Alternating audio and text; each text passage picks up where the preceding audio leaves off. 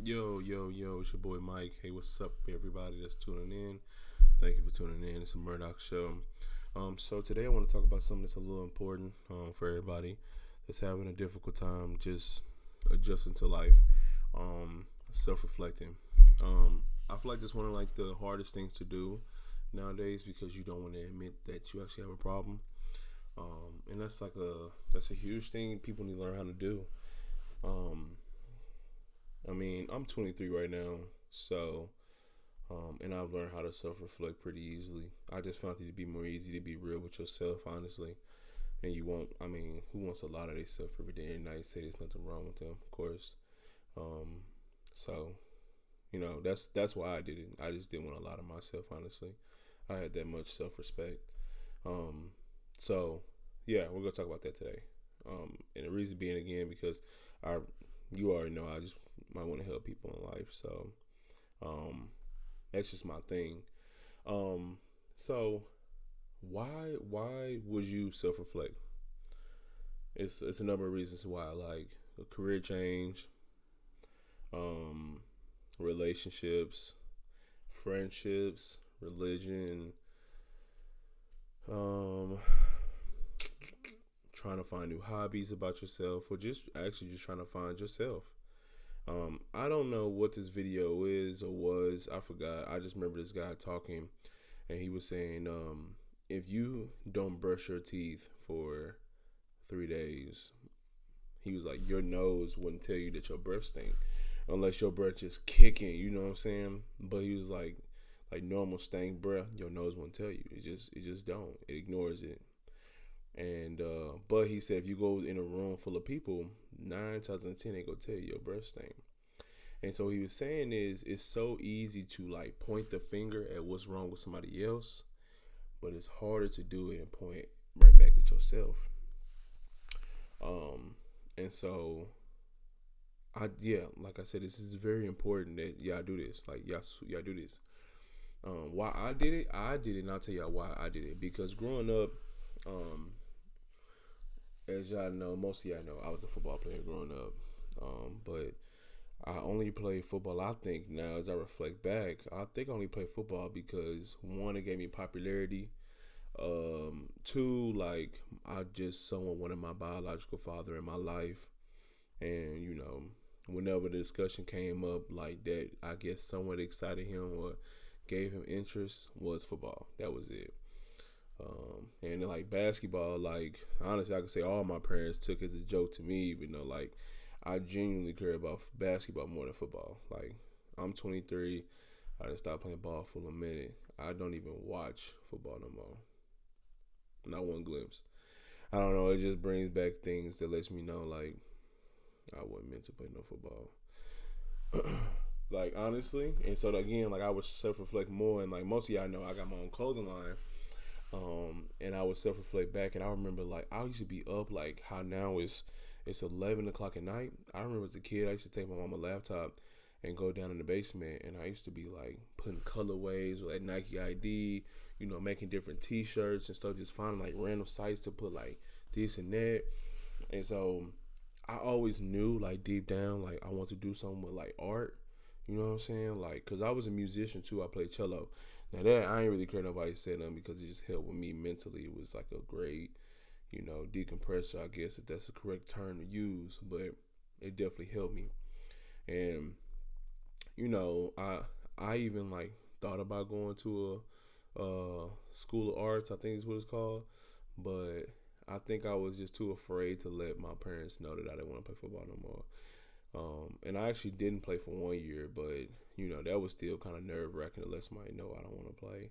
And my parents pretty upset about it because they would say things like, you got to do things you don't want to do and all that stuff. But we ain't got to get into that. So, yeah. So over like, of course, the course of time, I had to self reflect for myself, and even outside of just my like career change or whatever, I self reflect for my relationship. You know, you have to like do that because if you don't acknowledge when you mess up, it's gonna be really hard to be in a relationship with you because you can't acknowledge when you screw up, and when you can't do that, don't nobody want to be with somebody who can't acknowledge that. Like if you just drop some soda on the ground and you looking at the other person like, like person gonna be like, bro, it's okay to say you dropped that soda. Like, it's cool. You know what I'm saying? So, learn how to self reflect and admitting fault, or just admitting spaces or places within a relationship you need to work on. Like for me, one of my biggest things I needed, and I probably still need to work on, and I think everybody needs to work on, is communication. Because if I would get like not necessarily upset, but frustrated, I would just shut down. Meaning shut down, shut down. I would not talk no more. I kind of just walk away because I just did not know what to say. And so over the course of time, I would force myself to talk and communicate how I feel, and it became better. I want to say another thing, just as far as relationship wise, probably like my self accountability on things that I need to do. Like y'all probably can't see, but it's also my the second in my office is not that junky though, because I just bought a new desk. But sometimes stuff like that, let my wife know, hey, I'm about to do this, and not forget to do it. Like realizing stuff like that, that helps prolong your relationship. If you don't know, admitting these things, because when you don't admit these things, again, it makes it very hard to be with somebody who's blind to themselves. Um, you know, it might save you too. You think about that, it might honestly save you. Addictions, things like that, it'll definitely help you. I'm serious, it'll help you. Because once upon a time, your boy Mike was taking something he had no business taking. But I'll talk about it. So, I was taking Percocets, but I was taking because I broke my foot. Don't say it, I ain't got no COVID, bro. I had some in my throat. No homo either, no cap. I was taking it because my foot pain was like so bad. And then once I got off of it, I got hooked on it. And if you don't know, if you had never have taken like more than 2 to 3 doses of Percocets, I'm gonna tell you, it makes you extremely numb, like numb. You don't like, your emotions are kind of off. It's almost like you take 3 pills and you just like a little switch, like boop, turn off. And so I had to self reflect on that too, because it was like, do I want to ruin something that's going for me right now over this one little thing?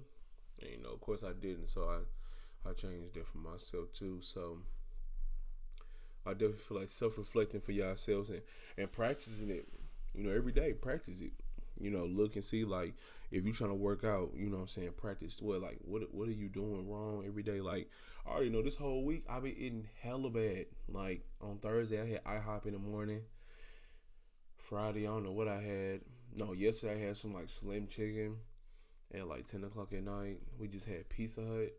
But I already know, like, on Monday, like, I'm already cutting my calories down because I got to make weight. Not necessarily weight, but I got to lose some more weight because we playing in the league in January. So, in order to get ready by my 100, I know for a fact I got to, like, slim down.